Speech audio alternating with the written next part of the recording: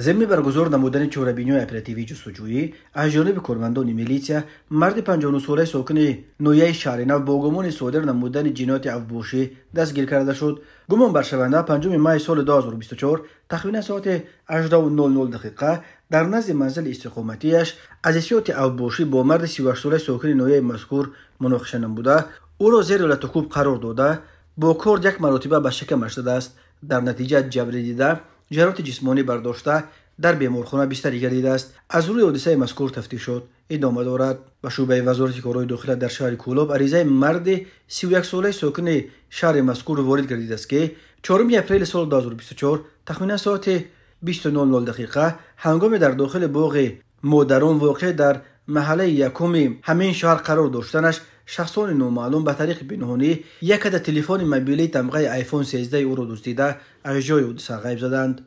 ضرر رسانده شده 7000 سامانی را تشکیل می‌دهد.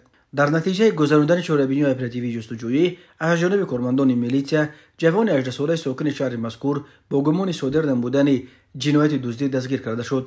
از روی این حادثه تفتیش شد. ادامه دارد.